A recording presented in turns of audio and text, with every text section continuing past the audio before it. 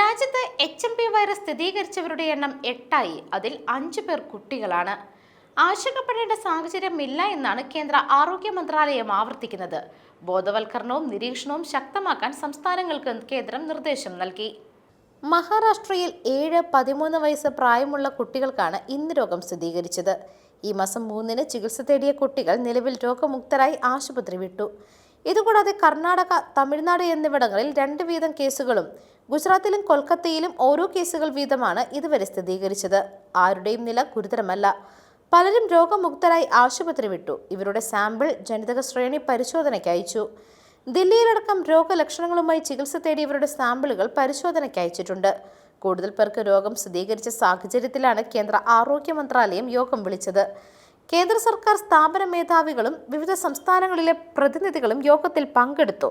സംസ്ഥാനങ്ങൾ നൽകിയ വിവരങ്ങളും ICMRന്റെ വിവരങ്ങളും പരിശോധിച്ചതിൽ രാജ്യത്ത് അസ്വാഭാവിക രോഗവ്യാപനം ഇല്ല എന്നാണ് വിലയിരുത്തൽ.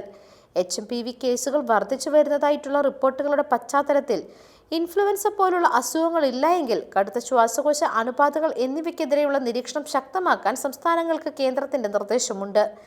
ഇതിലെ ശ്വാസകോശ രോഗങ്ങളുടെ നിലവിലെ സ്ഥിതി പരിശോധിക്കുന്നതിനായി പ്രത്യേകിച്ച് HMPV കേസുകളിൽ കൂടുതൽ ശ്രദ്ധ കേന്ദ്രീകരിക്കുന്നതിനായി തിങ്കളാഴ്ച കേന്ദ്ര ആരോഗ്യ സെക്രട്ടറി പുണ്യ സലീല ശ്രീവാസ്തവയുടെ നേതൃത്വത്തിൽ നടന്ന ഉന്നതതല യോഗത്തെ തുടർന്നാണ് നിർദ്ദേശം. News desk, Magna vision.